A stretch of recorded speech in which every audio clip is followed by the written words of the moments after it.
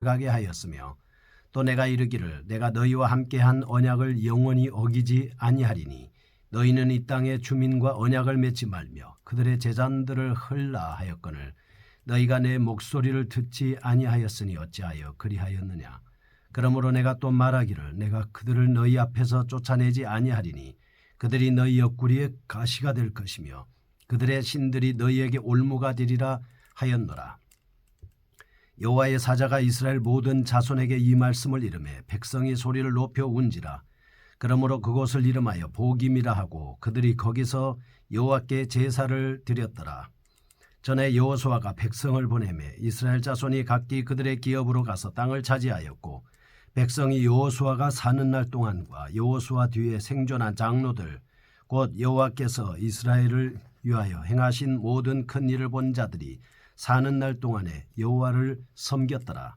여호와의 종 눈의 아들 여호수아가 110세에 죽음에 무리가 그의 기업의 경내 에브라임 산지 가스산 북쪽 딥낫 헤레스에 장사하였고 그 세대의 사람도 다 그 조상들에게로 돌아갔고 그 후에 일어난 다른 세대는 여호와를 알지 못하며 여호와께서 이스라엘을 위하여 행하신 일도 알지 못하였더라. 이스라엘 자손이 여호와의 목전에 악을 행하여 바알들을 섬기며 애굽 땅에서 그들을 인도하여 내신 그들의 조상들의 하나님 여호와를 버리고 다른 신들 곧 그들의 주위에 있는 백성의 신들을 따라 그들에게 절하여 여호와를 진노하시게 하였으되 곧 그들이 여호와를 버리고 바알과 아스타롯을 섬겼으므로 여호와께서 이스라엘에게 진노하사 노략하는 자의 손에 넘겨주사 그들이 노략을 당하게 하시며 또 주위에 있는 모든 대적의 손에 팔아넘기심에 그들이 다시는 대적을 당하지 못하였으며 그들이 어디로 가든지 여호와의 손이 그들에게 재앙을 내리시니 곧 여호와께서 말씀하신 것과 같고 여호와께서 그들에게 맹세하신 것과 같아서 그들의 괴로움이 심하였더라.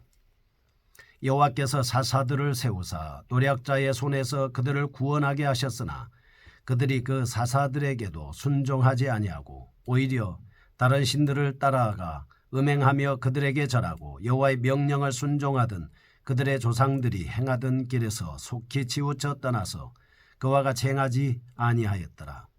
여호와께서 그들을 위하여 사사들을 세우실 때에는 그 사사와 함께 하셨고 그 사사가 사는 날 동안에는 여호와께서 그들을 대적의 손에서 구원하셨으니 이는 그들이 대적에게 압박과 괴롭게 함을 받아 슬피 부르짖음으로 여호와께서 뜻을 돌이키심이거늘 그 사사가 죽은 후에는 그들이 돌이켜 그들의 조상들보다 더욱 타락하여 다른 신들을 따라 섬기며 그들에게 절하고 그들의 행위와 패역한 길을 그치지 아니하였으므로 여호와께서 이스라엘에게 진노하여 이르시되 이 백성이 내가 그들의 조상들에게 명령한 언약을 어기고 나의 목소리를 순종하지 아니하였은즉 나도 여호수아가 죽을 때 남겨둔 이방 민족들을 다시는 그들 앞에서 하나도 쫓아내지 아니하리니 이는 이스라엘이 그들의 조상들이 지킨 것 같이 나 여호와의 도를 지켜 행하나 아니하나 그들을 시험하려 함이라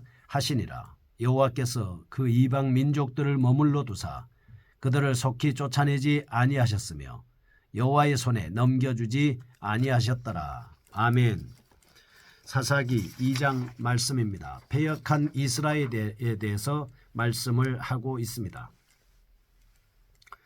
1장은 여호수아가 죽은 후에 가나안 정착 과정에 대한 말씀입니다. 2장은 사사 시대에 들어가서 직전의 상황과 사사 전반에 걸쳐 되풀이되는 이스라엘의 종교적인 범죄들을 하나님의 언약이라는 측면에서 개괄적으로 강조하고 있습니다.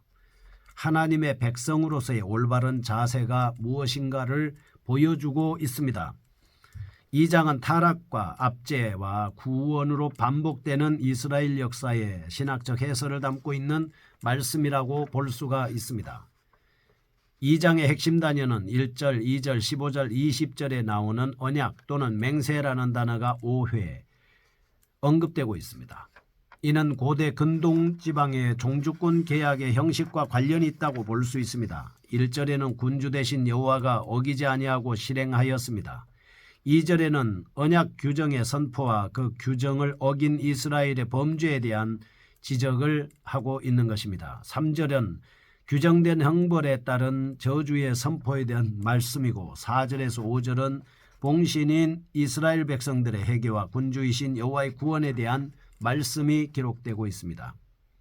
이상과 같이 이스라엘이 점차 하나님과의 언약을 저버리고 어그러진 길로 가게 된 데에는 지도자의 죽음이 크게 작용했다 볼 수 있습니다. 6절에서 10절에 보면 백성들은 여호수아를 비롯한 위대한 신앙인물, 역사의 산 증인들이 사라지자 점차 하나님과 그 계명을 망각하게 된 것입니다. 11절에서 23절 말씀은 이스라엘의 타락, 하나님의 책망, 그리고 백성들의 회개, 하나님의 구원 사역의 형식이 반복되고 있습니다. 우리는 2장에서 다음과 같은 사실을 발견할 수가 있습니다. 첫째로 언약 관계의 견고성입니다. 사사시대 초기부터 이미 여호와께서 이스라엘의 악함과 끊임없이 반복되는 그들의 죄악을 다 알고 계셨음에도 불구하고 언약 관계를 포기하지 않으시는 하나님의 신실성을 볼 수가 있습니다. 둘째, 언약적 관계의 저변에 깔려 있는 하나님의 자비하심입니다. 이런 사실은 이스라엘 백성들이 언제든지 회개하고 슬피 울며 간구하기만 하면 여호와께서 뜻을 돌이키시고 구원자를 보내주셨습니다. 셋째, 언약적 관계의 궁극적인 종착역은 이스라엘의 구원이라는 사실입니다. 하나님께서는 이스라엘 백성을 시험하시고 징계하십니다. 그것은 이스라엘을 멸하시기 위함이 아니었습니다. 시험 속에서 정금같이 단련되어 차원 높은 하나님의 백성들이 되도록 하기 위한 것이었습니다. 이런 사실은 신약시대에 이르러조차도 바울이 때가 되면 마침내 온 이스라엘이 구원을 얻게 되리라고 담대하게 증거한 점에서도 충분히 입증된다고 볼 수가 있습니다. 그러면 첫 번째, 이스라엘을 책망하시는 여호와의 사자의 모습을 볼 수 있습니다. 2절에서 3절은 가나안 정착 초기에 이스라엘 백성들이 하나님의 언약 관계를 떠나 가나안 백성들과 언약을 맺고 우상을 섬긴 사실 때문에 1절은 여호와의 사자가 복임에 임재하여 그들을 책망하여 저주하는 말씀이 나오고 있습니다. 4절에서 5절 말씀은 그러자 백성들이 마음에 찔려 통회하면서 하나님 앞에 새로이 제단을 쌓는 장면입니다. 그런데 이런 본문과 같은 이유로 본서 전체의 중요 하나의 대목이 되는데 몇 가지를 보겠습니다. 첫째, 본문은 사사시대에 하나님께 대한 이스라엘 신앙의 자세가 어떠하였는가를 잘 보여주고 있습니다. 그것은 하나님과의 언약 관계를 버리고 가나안 백성들과의 언약을 맺으며 우상을 섬겼다는 것입니다. 다시 말하면 사사시대의 출발은 이스라엘의 불순종에서 시작되었다 이렇게 볼 수 있습니다. 두 번째, 2장은 초기 가나안 정착 과정에 있어서 이스라엘이 가나안 주민들은 진멸하지 못한 결과를 단적으로 보여주고 있습니다. 그들은 불신앙으로 인해서 가나안인들을 진멸하지 못하고 오히려 그들 속에 거하며 그들과 협약하고 말았다는 것입니다. 그래서 이스라엘의 가나안 역사는 우상 숭배와 죄악으로 얼룩지게 되었다 이렇게 볼 수 있습니다. 세 번째, 본문은 여호수아가 죽고 가나안 정착이 어느 정도 이루어진 때에 처음으로 여호와의 사자가 등장하고 있습니다. 이것은 모든 역사에 있어서 마찬가지지만 특히 사사시대를 이끌어갈 역사의 주체가 하나님이심을 보여주고 있습니다. 네 번째, 본문은 이스라엘의 죄악에도 불구하고 구원의 가능성이 있음을 보여줍니다. 만일 구원의 가능성이 없다면 하나님의 책망이나 간섭도 없었을 것입니다. 하나님께서 이방인들과 같이 저희를 죄악의 더러움 속에 내버려 두셔서 역사 속에 도태되도록 하셨을 겁니다. 그리고 결단코 어떤 회개의 기회도 하나님이 주지 않으셨을 겁니다. 그런데 다섯 번째, 결국 본문은 죄를 짓고 징계를 당하고 간구를 하고 구원을 받고 그 다음에 또 망각하고 또 죄를 짓는 이런 사사시대의 역사의 악순환의 모형을 그대로 보여주고 있습니다. 애당초 이스라엘 백성이 가나안인들을 진멸하고 순종의 역사로 시작했더라면 이스라엘 역사는 어두운 그림자가 사라지고 찬란하며 영광의 역사로 점철될 수 있었을 것입니다. 그러나 아담의 불순종으로 죄가 세상에 들어오고 죄로 말미암아 사망이 온 것처럼 출애굽 세대의 불순종으로 인하여 이스라엘은 죄악의 역사를 살 수밖에 없었습니다. 그러나 이런 범죄 때문에 하나님께서는 자기 백성들을 긍휼히 여기시고 구원의 방편을 모색해 주셨습니다. 곧 우리 주 예수 그리스도, 그분이 바로 구원의 방편입니다. 로마서 6장 6절에서 예수 그리스도는 인간들의 죄를 뿌리 뽑기 위하여 십자가에 달리셨습니다. 로마서 8장 1절 2절에 보면 생명의 성령의 법으로 말미암아 죄와 사망의 법에서 우리를 해방시켜 주셨습니다. 그러면 왜 하나님의 사자가 나타나셨을까요? 1장에서 가나안 땅을 완전히 정복하지 못합니다. 그 결과를 논하기 위해서 여호와의 사자가 나타났습니다. 또한 1절을 보면 하나님과 이스라엘이 맺은 언약을 상기시키고 2절에는 언약을 파기한 것에 대하여 책망하고 있습니다. 3절은 그에 따른 심판이 있을 것임을 상기하고 있는 겁니다. 여호와의 사자가 상기시킨 언약의 내용은 출애굽기 20장에서 23장 말씀입니다. 제2세대에 교육한 신명기 5장이죠. 하나님의 말씀을 상기시키고 기억하며 실천하도록 하게 만들어 주셨습니다. 여호와의 사자는 누굽니까?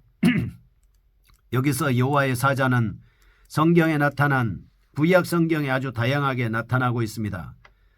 첫째, 하나님께 경배한다. 둘째, 하나님의 뜻을 성취한다. 셋째, 하나님의 지혜를 가르친다. 넷째, 죄인들이 회개를 기뻐한다. 다섯째, 후사인 성도들을 섬긴다. 여섯째, 예수님의 부활을 전한다. 하나님의 사역을 돕는다. 책망과 구원을 이룬다. 은혜로운 약속을 이룬다. 라는 뜻의 말로아크 예호와입니다. 그게 바로 여호와의 사자인 것입니다. 여호와의 사자는 언제 등장했습니까? 아브라함, 야곱, 모세, 이스라엘 백성, 발람, 여호수아, 이스라엘 백성, 기드온, 삼손의 부모, 엘리야, 다윗, 예루살렘 성 주민들, 다윗의 세 친구들, 스가랴서에서도 잘 나타나고 있습니다. 그러면 성도와 세상과의 관계를 한번 살펴보겠습니다. 성도는 하나님의 형상대로 지음을 받은 사람입니다. 죄로 인해서 타락하고 범죄했지만 예수 그리스도 이름으로 죄사함을 받고 세례를 받아 거듭난 사람들입니다. 그래서 우리는 세상에서 빛과 소금의 역할을 감당해야 하고 세상을 대적하는 존재이며 성도는 옛 세상에서 구원을 받은 존재인 것입니다. 두 번째, 여호수아의 세대와 그 이후의 세대를 6절에서 10절 말씀하고 있습니다. 이스라엘의 타락과 실패한 원인이 어디에 있는가를 보여줍니다. 5절에서 7절에는 여호수아가 살아있는 동안에는 그의 가르침을 따라 여호와를 경외하였습니다. 8절에서 10절에는 그러나 여호수아가 수완이 다 되어 여호와께로 돌아가자 그 이후에 이스라엘에 태어난 새 세대는 점차 여호와의 신앙에서 멀어지고 말았습니다. 그러면 왜 이스라엘이 타락했을까요? 첫째, 이스라엘이 가나안에 입성하여 신정국가를 이룬 후로부터 이스라엘을 다스리는 지도자는 명실공히 모세와 여호수아와 같은 인간이 아니라 하나님이시라는 것을 몰랐다는 사실이 그 첫 번째 원인입니다. 사실 모세와 여호수아는 이스라엘의 가나안 입성을 위해서 세움을 받은 하나님의 도구에 불과했습니다. 그러므로 이제 가나안에 입성한 이스라엘에게는 다른 인간적인 지도자가 필요 없습니다. 오직 하나님만이 그들의 지도자가 될 수 있었을 뿐입니다. 그러나 이스라엘은 이러한 사실을 알지 못하고 여전히 여호수아와 같은 지도자를 구함으로 실패의 삶을 살 수밖에 없었습니다. 두 번째, 여호수아가 행하신 일에 대한 교육의 부재가 둘째 원인입니다. 그들은 신앙교육을 하지 않았습니다. 그래서 문제가 된 것이죠. 세 번째, 이스라엘의 타락과 하나님의 구원 역사입니다. 여호수아가 죽은 후에 이스라엘 백성들은 타락했습니다. 우상을 섬깁니다. 하나님 앞에 채찍을 맞습니다.